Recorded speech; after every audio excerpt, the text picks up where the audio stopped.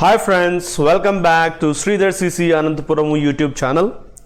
Welcome back to editorial analysis session.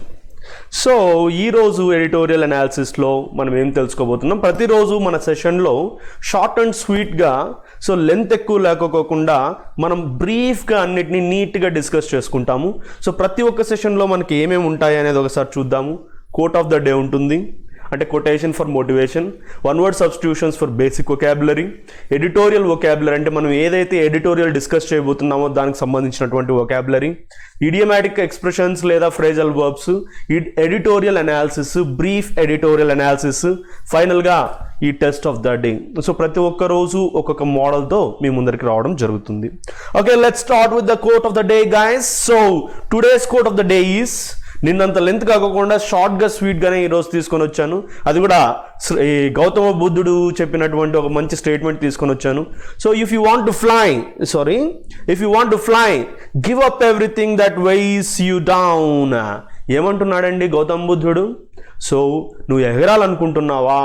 ఎగరడం అంటే గాల్లో పక్షుల్లాగా ఎగరడం అని కాదు ఆయన యొక్క ఉద్దేశము. సో ఉన్నతమైనటువంటి స్థాయికి నువ్వు వెళ్ళాలనుకుంటున్నావా? మంచి పొజిషన్స్ రీచ్ కావాలనుకుంటున్నావా? మంచి జాబ్స్ తెచ్చుకోవాలి అనుకుంటున్నావా? ఎంత మీనింగ్ ఉందో ఒకసారి దాంట్లో అబ్జర్వ్ చేయండి. So you have to give up everything. మీరు ప్రతి ఒక్కటి ఏం చేయాలంట? అన్నిటినీ వదిలేయాలి. ఏవైతే మిమ్మల్ని బరువుగా మీరు భావిస్తూ అంటే మిమ్మల్ని అణిచిపెట్టి ఉంటున్నాయో వాటిని అన్నిటినీ మీరు వదిలేయాలి. ఏంటి ఉన్నాయండి మనకి? Which are weighing us down. మనల్ని ఏవి బరువుతో మనల్ని అనగదొక్కుతున్నా ఒకసారి ఆలోచించండి. నంబర్ ఆఫ్ థింగ్స్ ఉన్నాయి. ఎస్పెషలీ స్టూడెంట్ స్టేజ్లో నంబర్ ఆఫ్ అబ్లిగేషన్స్ ఉంటాయి, లైక్ గోల్స్ అంట, చాలా కన్ఫ్యూషన్స్ ఉంటాయి, లైక్ నెగిటివిటీ ఉంటుంది. సో అంటే ప్రాపర్గా సోర్సెస్ ఉండవు. ఇలా నంబర్ ఆఫ్ థింగ్స్ మనల్ని కట్టేసి ఉంచుతాయి. వాటన్నిటిని వదిలిపెట్టినప్పుడే నీవు అనుకున్నటువంటి స్థాయికి, మంచి ఉన్నతమైనటువంటి స్థాయికి రీచ్ కాగలవు అనేటటువంటిది ఈరోజు quotation. Now let's get in to one word substitution. One word substitute అంటే ఏంటంటే number of words replaced by single word. ఇక్కడ సో ఫస్ట్ వన్ వర్డ్ సబ్స్టిట్యూషన్కి వెళ్దాము. The place wear wine is made. So ఈ వైన్ని తయారు చేసేటటువంటి ప్లేస్ని ఏమంటారు?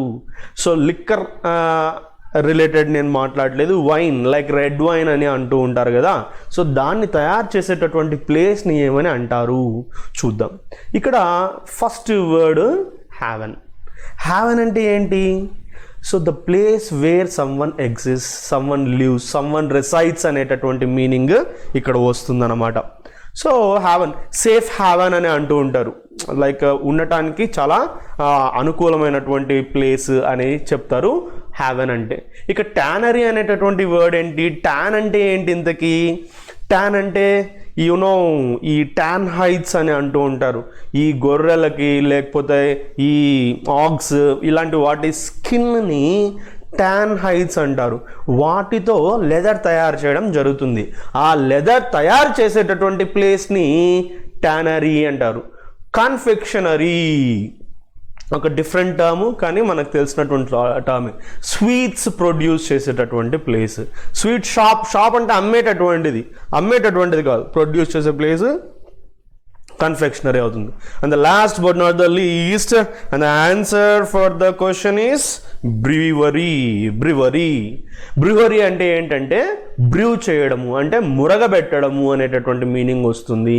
ఈ యొక్క ద్రాక్ష పండ్లని మురగబెట్టి ఆ యొక్క పెద్ద పెద్ద బాక్సెస్లో పెట్టేసేసి ప్రొడక్షన్ చేసేటటువంటి ప్లేస్ని బ్రివరీ అంటారు. Right guys, let's go to the second one. The women with dark brown hair. బాగా డార్క్గా అంటే బ్లాక్ అని అనం, హెయిర్ రిలేటెడ్గా మాట్లాడినప్పుడు డార్క్ అని అంటాం. డార్క్ బ్రౌన్ కలర్డ్ హెయిర్ ఉన్నటువంటి ఉమెన్ని ఏమని అంటారు? లైక్ ఈ యొక్క వర్డ్స్ మనం చూస్తూ ఉంటాము. బ్లాండ్, అటామిక్ బ్లాండ్ అని ఒక యాక్షన్ మూవీ వచ్చిందనమాట. సో అటామిక్ బ్లాండ్ అంటే ఏంటంటే బాగా లైట్ కలర్డ్ హెయిర్ ఉన్నటువంటి అమ్మాయిని బ్లాండ్ అని అంటారు. అండ్ బ్రూనెట్ హోల్లో పెడదాం. గోరీ అంటే లైక్ హిందీ ఉర్దూ ఇలా తీసుకుంటే వైట్గా ఉన్నటువంటి వాళ్ళని గోరీ అని అంటారు. కానీ ఇది ఇంగ్లీష్ కదండి. గోరీ అంటే ఏంటి?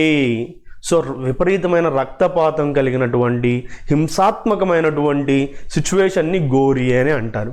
And the last but not the least maudlin అనేటటువంటిది ఓల్డ్ అబ్సల్యూట్ యూసేజ్లో ఈ యొక్క మగ్దలీనా, మేరీ మగ్దలీనా అనేటటువంటి ఒక స్త్రీ గురించి మాట్లాడతారు, యూజ్ చేసేవారు absolute usage.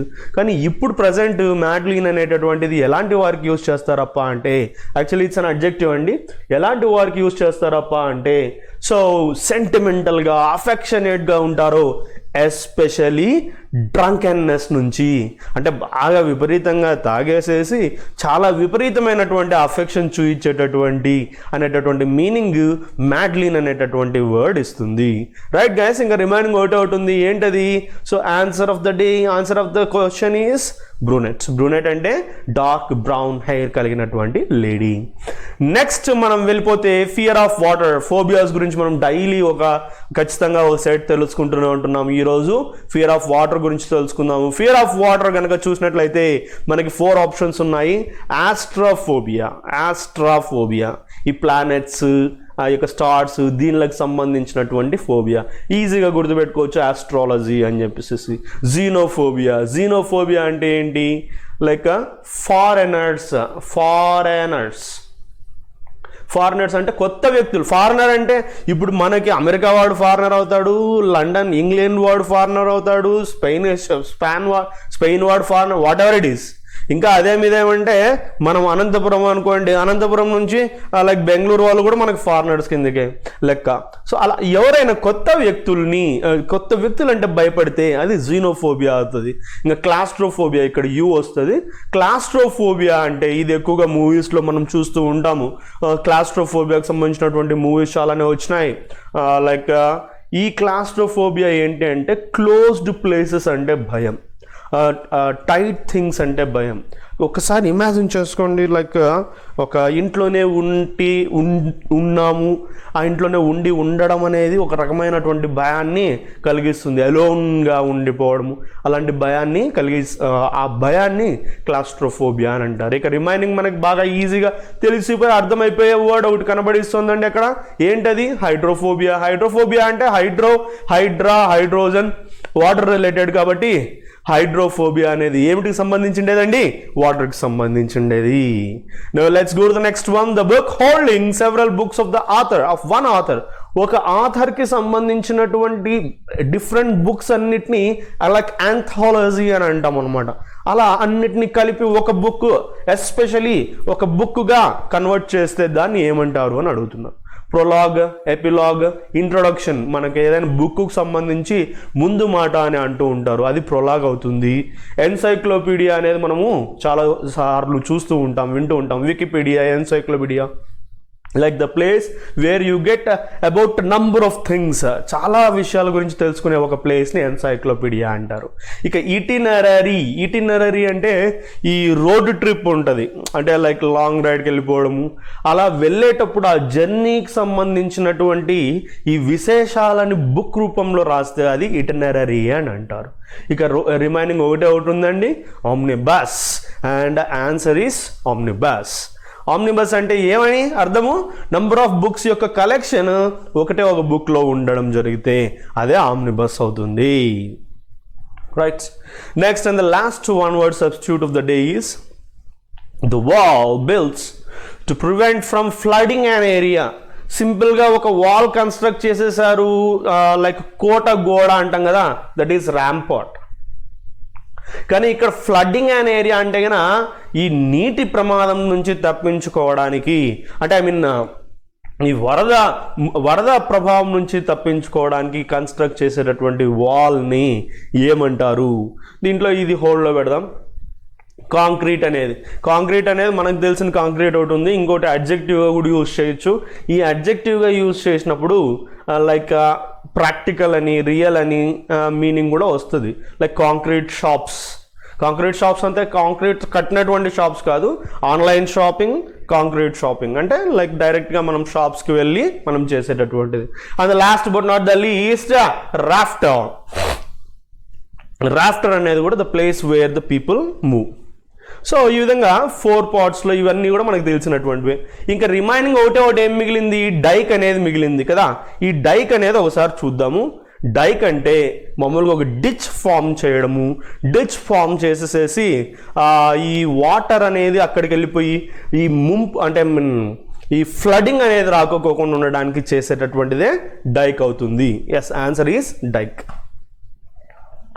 Next let's get to editorial vocabulary. Editorial vocabulary ఒకసారి చూసుకుందాము. ఇదే ఎడిటోరియల్ వొకాబులరీ మనకి ఎక్కడ వస్తుందండి, మరి like directly we get it in editorial of the day. Yes, let's see once. Face value. Face value, the apparent worth or implication of something.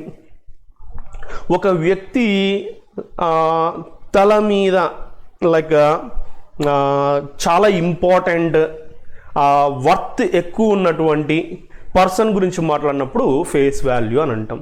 Worth అంటే అది పాజిటివ్గా అవ్వచ్చు, నెగిటివ్గా అవ్వచ్చు. ఇప్పుడు వాడు చాలా మర్డర్స్ చేశాడు, వాడి ఫేస్ వాల్యూ కూడా వర్తీనే అంటే కన్నా వాడి తల మీద ప్రైస్ కూడా పెట్టేస్తారు. వాడు ఎక్కడ కనబడిచ్చినా కూడా చెప్పండి, షూట్ అవుట్ సైడ్ చేయండి అని. సో నెక్స్ట్ స్టార్ట్లింగ్ అంటే సర్ప్రైజింగ్, చాలా విచిత్రమైనటువంటి ఆశ్చర్యానికి గురైతే స్టార్ట్లింగ్ ఎక్స్పీరియన్స్ అని అంటారు. ఇనెప్టిట్యూడ్కి మీకు ఒకటి లింక్ కూడా ఇస్తాను. ఇక్కడ ఇన్ఎప్ట్ అంటే lakh of skill, lack of proficiency in something అనమాట. అదే అడెప్ట్ అంటే ఇది కన్ఫ్యూజ్ అవుతారు. ఇది ఎందుకు పర్టికులర్గా ఇస్తుందంటే అడాప్ట్,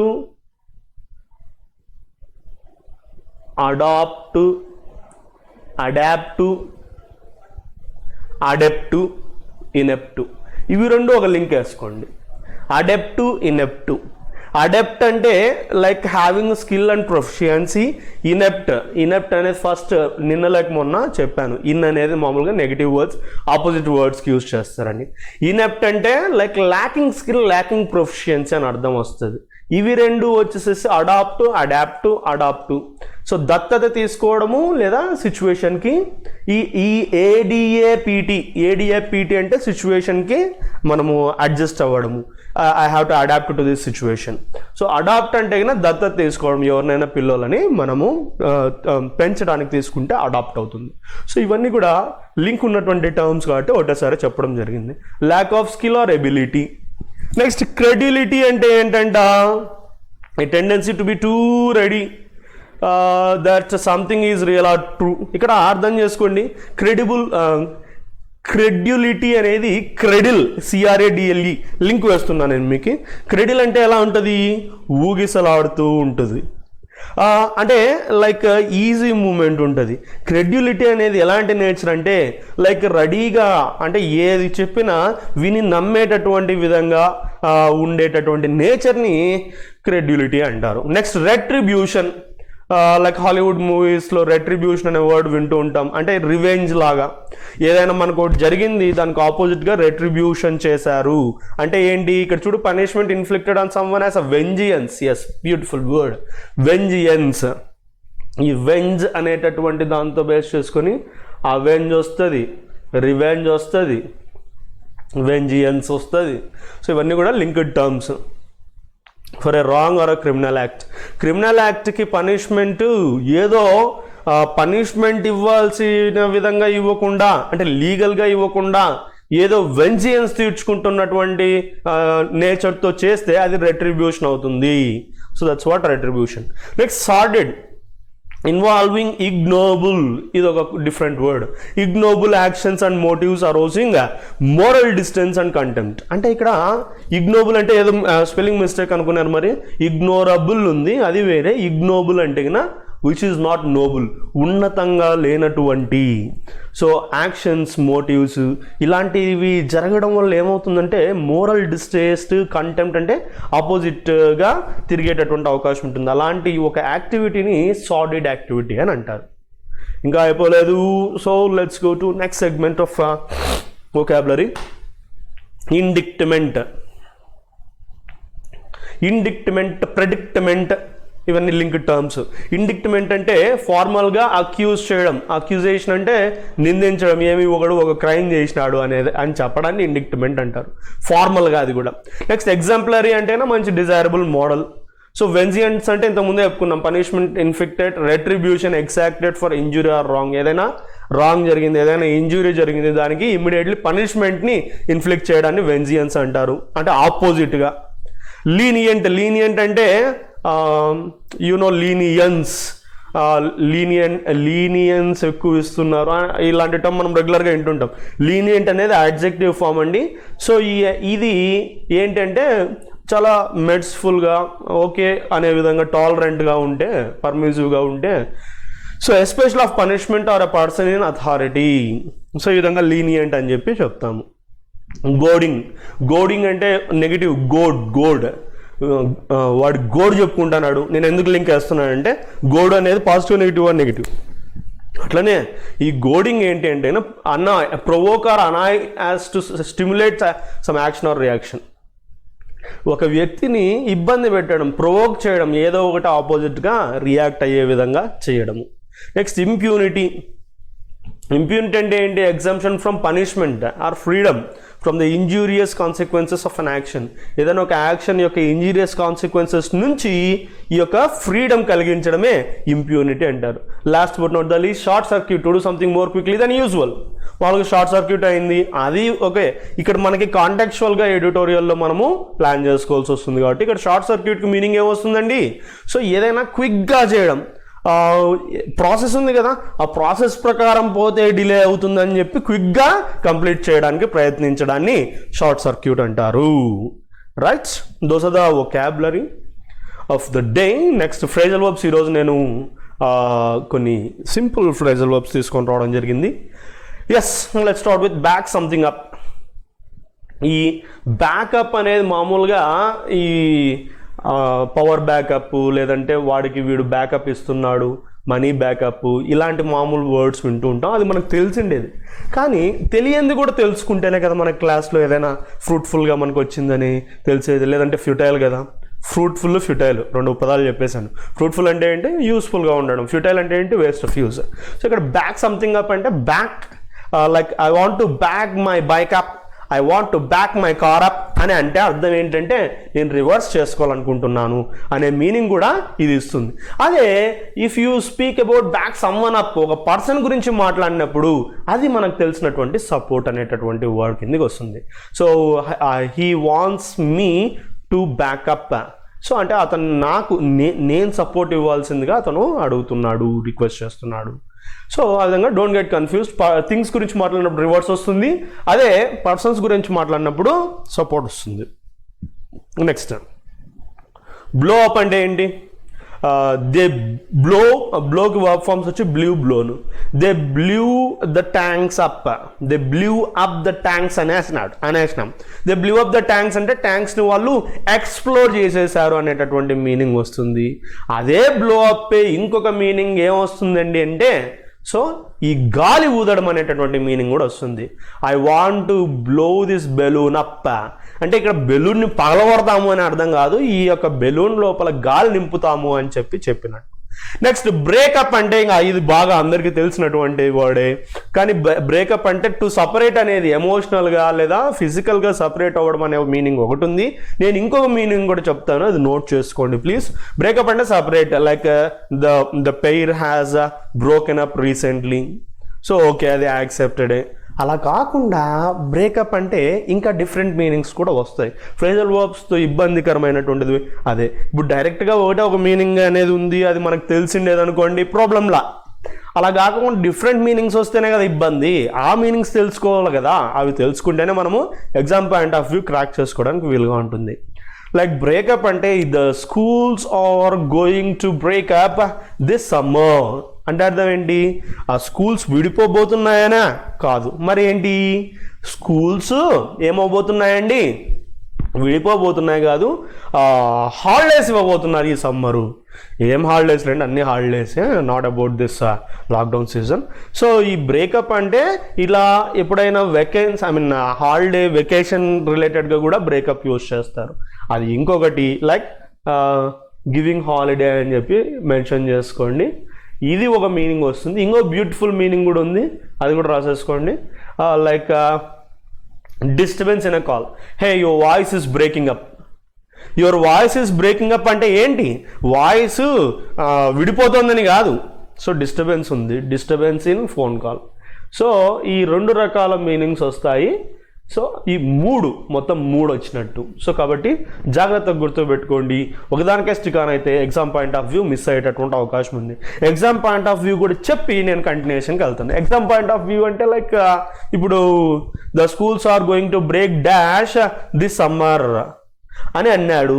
ఆప్షన్ ఆడ బ్లాంక్ ఇచ్చాడు, are going to break dash అని చెప్పి బ్లాంక్ ఇచ్చాడు. కింద ఆప్షన్స్లో నీకు ప్రిపోజిషన్స్ ఉన్నాయి, up, down, below, off, O F F off. So ఇలా ఇచ్చాడు. మనకు తెలియనప్పుడు maximum break off, schools are going to break off, break down, ఏదో మనకు నచ్చిండేది పెట్టేది వస్తాంగా. కానీ ఆ schools are going to breakup అంటే స్కూల్స్ హాలిడే ఇవ్వబోతున్నాయి అనే దానికి బ్రేకప్ యూజ్ చేస్తారని తెలిస్తే అది మీరు హ్యాపీగా దాన్ని ఖచ్చితంగా కరెక్ట్గా పెట్టగలుగుతారు. జాగ్రత్త. So remember these phrasal verbs of the day. And now let's get in to the editorial. ఈరోజు ఎడిటోరియల్ మీ ముందుకు తీసుకొని వచ్చినటువంటిది ఏంటి అంటే క్రైమ్ యాజ్ పనిష్మెంట్. అసలు ఆ 3 wordsలోనే ఎంత మీనింగ్ ఉంది అనేది ఒక్కసారి అనలైజ్ చేద్దాం. ఆ టైటిల్ గివింగ్ అనేది ఒక ఎక్స్ట్రాడినరీ వర్క్. అసలు ఇక్కడ క్రైమ్ అనేది పనిష్మెంట్గా ఉండడం. పనిష్మెంట్ అంటే ఏంటి? శిక్ష. శిక్షకి శిక్షించడానికి మనం చేయాల్సిండేది ఏంటి? There is a process. ఒక ప్రాసెస్ ప్రకారము జరగాలి. కానీ దానికి నేరం చేయడం అనేది శిక్ష ఎలా అవుతుంది? శిక్షకి ఒక ప్రాసెస్ ఉంటుంది లీగల్గా. ఆ లీగల్గానే మూవ్ అయ్యి శిక్షించాలి కదా. అందుకే కదా మనకు లా ఫోర్సెస్, నేను లా రిఫార్మ్స్ గురించి, క్రిమినల్ లా రిఫార్మ్స్ గురించి తెలుసుకున్నాం. లైక్ ఈ లాస్ తర్వాత ఈ చట్టము, న్యాయం ఇలాంటివన్నీ ఎందుకు ఉన్నాయి? ఒక పద్ధతి ప్రకారము శిక్ష విధించడానికే. క్రైమ్ యాజ్ పనిష్మెంట్ అంటే ఆ శిక్షించడానికి నేరం చేయడము అని అర్థం వస్తుంది. Especially this discussion is related to Vikas Dubey. వినే ఉంటారు, రీసెంట్గా గ్యాంగ్స్టర్ వికాస్ డుబేని మన వాళ్ళు ఎన్కౌంటర్లో చంపడం జరిగింది. ఇక్కడ ఈ డిస్కషన్ ఏంటి అనేది బ్రీఫ్గా మనము చూద్దాం. బ్రీఫ్గా మనము అనలైజ్ చేద్దాం. ఇక్కడ యూపీ పోలీస్ గురించి మాట్లాడుతున్నారు. ఈ యూపీ పోలీసు ఈ కాన్పూర్ గ్యాంగ్స్టర్ వికాస్ డుబేని ఫ్రైడే రోజు చంపడం జరిగింది. చంపారు. ఈ ఫేస్ వాల్యూ అని చూసుకున్నాం. అంటే వాడు వర్తబుల్ అంటే లైక్ వాడు ఖచ్చితంగా వాంటెడ్ క్యాండిడేటే. The startling admission of serious ineptitude. ఇక్కడ అతన్ని చంపడం అనేది ఏదైతే ఉందో అది ల్యాక్ ఆఫ్ స్కిల్ అనేదే ఇక్కడ పాయింట్ని ఎగ్జిబిట్ చేస్తున్నారు ఆథర్. ఎందుకు అలా అంటున్నారు? మంచి పనే కదా. వాడు అంటే వాళ్ళు చెప్పినది అఫీషియల్ నెరేటివ్ అంటాడు. ఇక్కడ అఫీషియల్ నెరేటివ్ అంటే ఏంటండి? లైక్ అఫీషియల్గా పబ్లిక్గా అందరికీ చెప్పినటువంటి విషయం ఏంటి అంటే, సో సింపుల్ క్రెడిబిలిటీ అంటే మనం నమ్మడానికి రెడీగా ఉన్నాం కదా వాళ్ళు ఏం చెప్తే అది. సో ఆ విధంగా ఈ అస్టానిషింగ్ అంటే షాకింగ్ ఎక్స్టెంట్ రేంజ్లో ఆ ఫార్మల్ నెరేటివ్ ఉంది. వాడు ఏం చెప్పాడు అంటే, ఫార్మల్ అంటే కన్నా డిపార్ట్మెంట్ ఏం చెప్పింది? Death sanction retribution for the murder of 8 policemen part of the team to arrest him July 3rd. అంటే నేను కీ టర్మ్స్ మాత్రమే చదువుకుంటూ వెళ్తున్నాను. To dismiss out of hand. యాక్చువల్గా ఇది జనరల్గా మనకి అర్థమయ్యేటటువంటి సిచ్యువేషను బీయింగ్ పబ్లిక్గా మనకు తెలిసిపోతుంది. అంటే ఎవరు ఏం చేస్తున్నారు, గవర్నమెంట్ ఏం చేస్తుంది, పోలీస్ వాళ్ళు ఏం చేస్తున్నారు అని అర్థమైపోతుంది. రీసెంట్గా July 3rd ఏం జరిగిందంట, అతను అరెస్ట్ చేయడానికి వెళ్ళినప్పుడు 8 policemenని మర్డర్ చేయించడం జరిగింది. దీనికి క్లియర్గా రెట్రిబ్యూషన్ అంటే పోలీస్ వాళ్ళు ఏమైనా ఊరినే ఉంటారా? వాళ్ళు కరెక్ట్గా టీమప్ అయితే కానీ definitely they can do anything what they can. So ఇలాంటి సిచ్యువేషన్ ఉన్నప్పుడు ఈ రెట్రిబ్యూషన్ అంటే ఇంతకుముందు చెప్పుకున్నాం, ఏదో పగ ప్రతీకార చర్య టైప్లో వాళ్ళు రెడీగా టైం కోసం వెయిట్ చేసి వాళ్ళు ఇవన్నీ చంపినట్టుంది. ఇది పబ్లిక్ అనలైజ్ చేసుకోగలుగుతారు. కానీ వితౌట్ ఎ డౌట్ ఇక్కడ ఈ అఫీషియల్ నెరేటివ్ ఎలా ఉంది అనేది చూద్దాం. డుబేస్ డెత్ అనేది ఎక్స్చేంజ్ ఆఫ్ ఫైర్ అంటే వాళ్ళు కాల్చారు మేము కాల్చాము, right. While was trying to flee, వాడు ఏదో ఫ్లీ అంటే కన్నా పారిపోవడం, ఎస్కేప్ అవ్వడం. ఇక్కడ గ్రామటికల్ పాయింట్, ఫ్లీ అనేది మామూలుగా కన్ఫ్యూజ్ అవుతారు. దీనికి ఫ్లడ్ V2 V3 ఫార్మ్స్ అవుతాయి. దీనికి ఫ్లైకి సంబంధమే లేదు. ఫ్లైడ్ వేరే, ఫ్లడ్ వేరే, జాగ్రత్తగా గుర్తుపెట్టుకోండి. సో ఈ వీడు ట్రై చేశాడు పోలీస్ వెహికల్.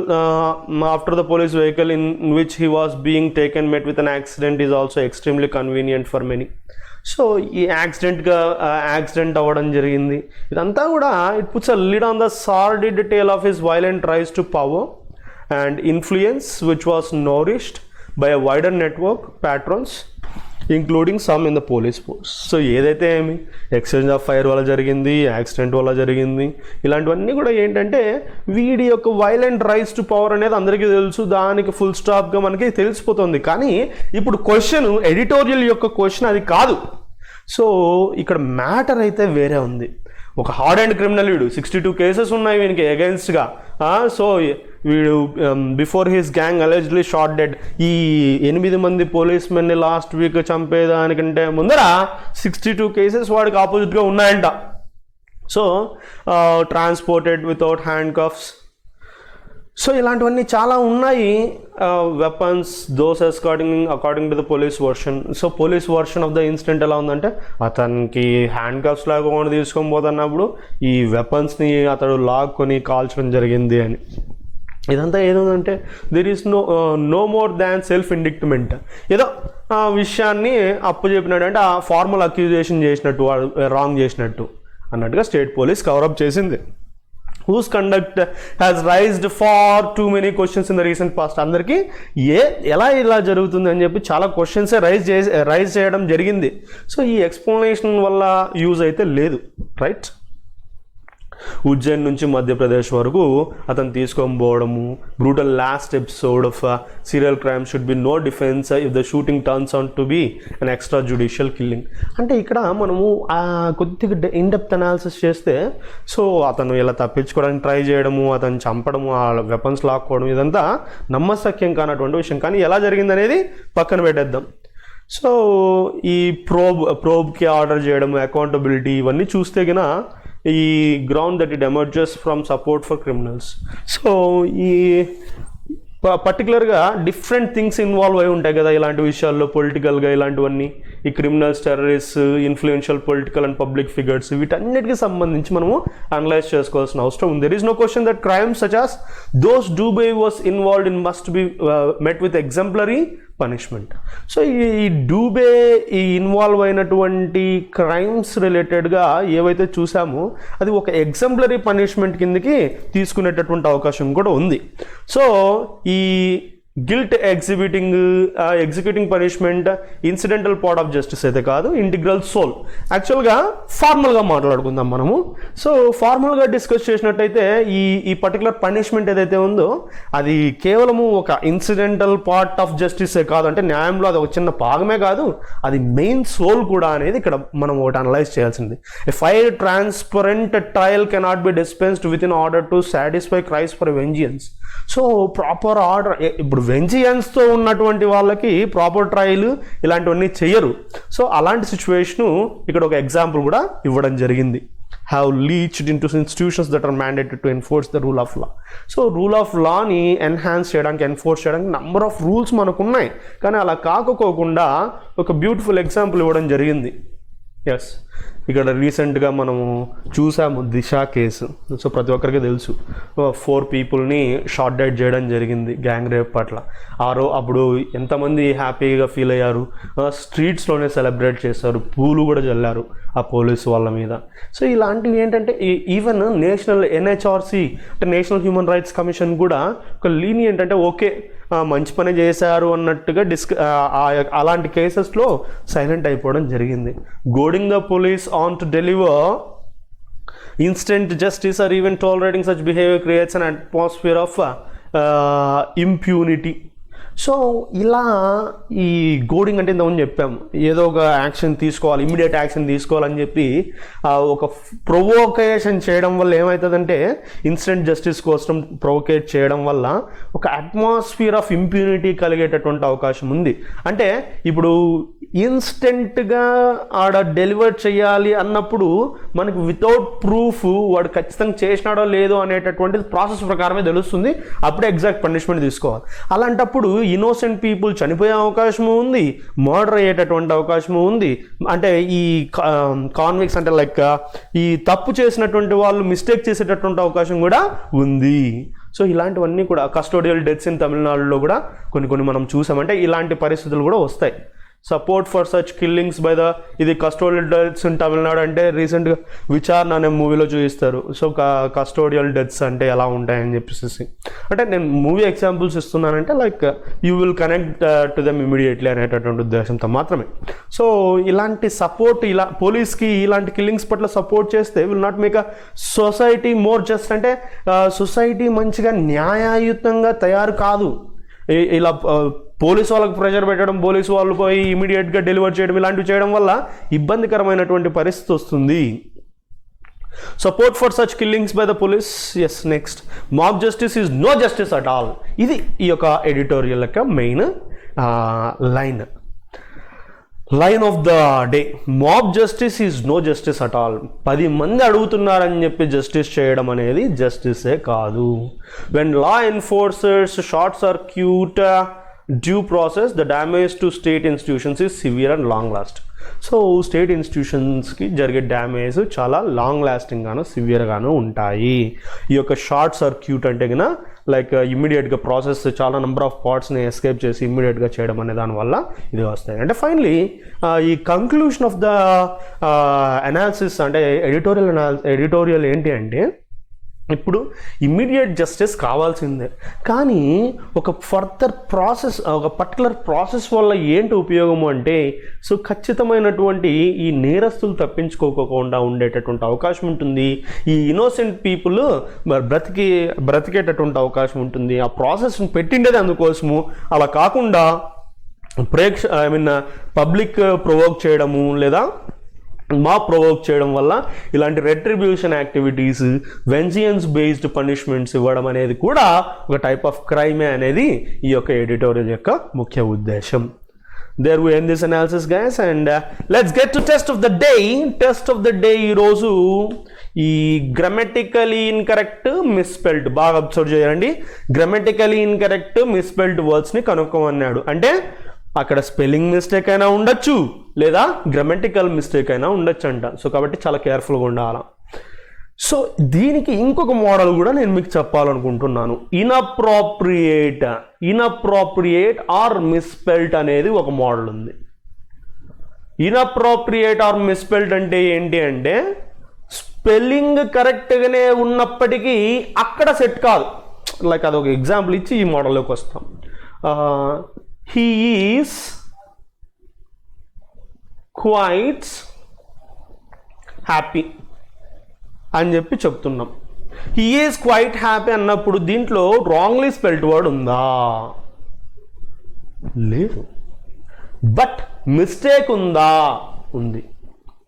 అదేంటంటే QUIET అంటే సైలెన్స్ రిలేటెడ్, అది అలా సెట్ కాదు. ఇక్కడ మనం వాడాల్సినది QUITE.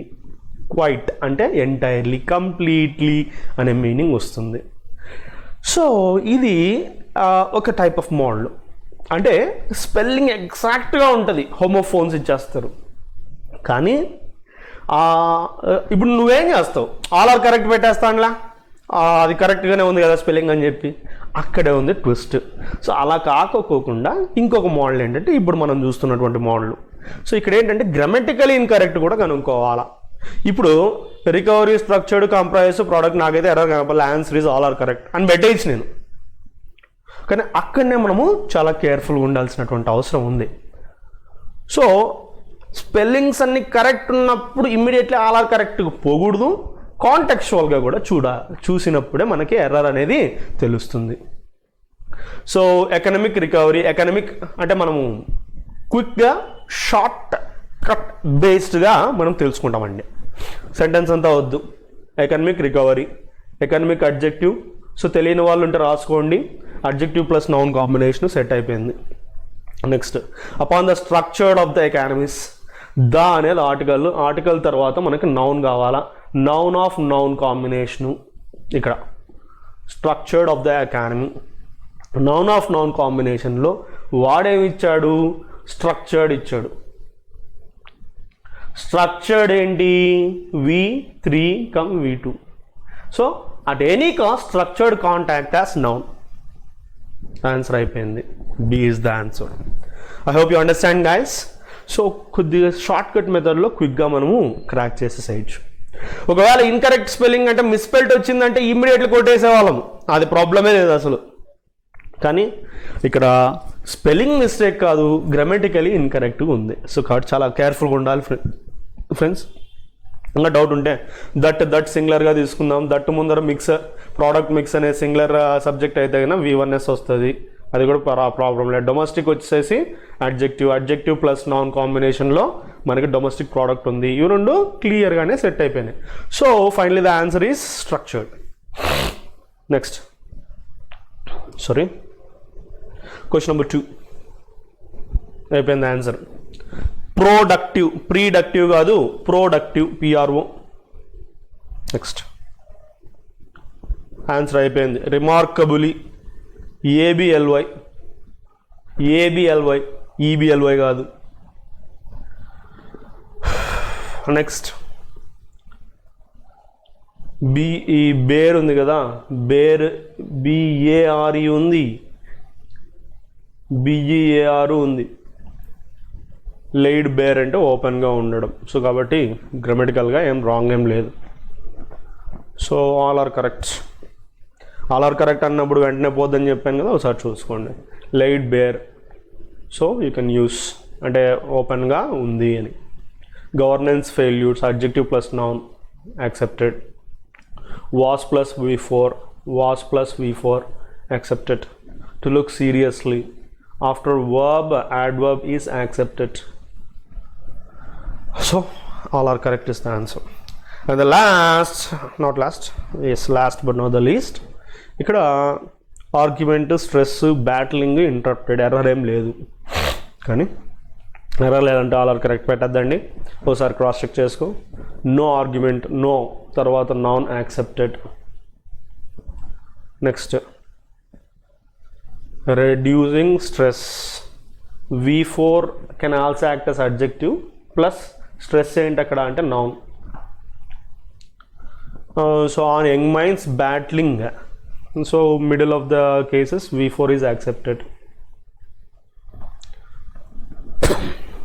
లాస్ట్, అన్ప్రెసిడెంటెడ్ అనేది V3 ఫామ్ కమ్ అడ్జెక్టివ్గా యాక్ట్ చేస్తుంది. దీని తర్వాత మనకు కావాల్సిండేది నౌను. అన్ప్రెసిడెంటెడ్, ఇంటరప్టెడ్ రెండు కూడా V3 ఫామ్స్ అంటే నాట్ యాక్సెప్టెడ్. ఇక్కడ మనకు కావాల్సిండేది నౌను. ఇంటరప్షన్స్ పెడితే ఆన్సర్ వచ్చేస్తుంది. సో ఆన్సర్ ఈస్ ఇంటరప్టెడ్ కాదు, interruptions. Unprecedented adjective plus noun కావాలా. ఇంటరప్టెడ్ అనేటటువంటిది V3 ఫామ్ ఎటువంటి పరిస్థితుల్లో కూడా నౌన్ కాలేదు అని ఆల్రెడీ ఫస్ట్ స్టేట్మెంట్లోనే తెలుసుకున్నాము. కాబట్టి ఇక్కడ మనకు కావాల్సింది అడ్జెక్టివ్ ప్లస్ నౌన్ కేసులో మనకు కావాల్సినటువంటిది నౌను. కాబట్టి ఇంటరప్టెడ్కి నౌన్ ఫామ్, ఇంటరప్షన్స్ వస్తుంది. సో ఇంటరప్షన్స్ అనేది ఆన్సర్ అవుతుంది. That's all guys. There we end this session. So I hope you enjoyed the class. So ఈ yesterday comment సెక్షన్లో ఈ యొక్క కనెక్టర్స్ క్లియర్గా ఎక్స్ప్లెయిన్ చేయండి అని అడిగారు. సో క్లియర్గా ఎక్స్ప్లెయిన్ చేయడం ఇక్కడ టార్గెట్ కాదు. షార్ట్ కట్ మెథడ్లో క్విక్గా ఎలా బిట్ని క్రాక్ చేయాలి అనేది ఇక్కడ మనకి test of the day conduct చేయడము. సో షార్టెస్ట్ వేలో షార్ట్కట్గా ఈజీగా క్విక్గా మనము క్రాక్ చేయాలి అనేది మన యొక్క కేసు. కాబట్టి సో ఇక్కడ ఎక్స్ప్లెనేషన్ అంటే ఇన్డెప్త్ ఎక్స్ప్లెనేషన్, టాపిక్ చెప్పడం కాదు. సబ్జెక్ట్ వైజ్ క్లాసెస్లో మళ్ళీ మీకు అవి రిపీట్ అవుతాయి. ఇక్కడ ఈ ఎడిటోరియల్ అనాలిసిస్ సెషన్లో మీకు క్రిస్పీగా షార్టెస్ట్ మెథడ్స్లో బ్రీఫ్గా ప్రతి ఒక్కటి లైక్ ఎవ్రీథింగ్ ఒక్కొక్క బిట్ మీకు అందించాలనేదే ఈ యొక్క సెషన్ యొక్క ఉద్దేశం. So in depth explanation subject wise క్లాసెస్లో మీకు అందడం జరుగుతుంది. I hope everybody enjoyed the class. Thank you very much. So again, don't forget to subscribe our YouTube channel, and the channel name is Sridhar CC Anantapuramu. So subscribe చేసుకోండి, like చేయండి, మీ ఫ్రెండ్స్కి share చేయండి. Thank you. Yours signing off, yours Raghavendra.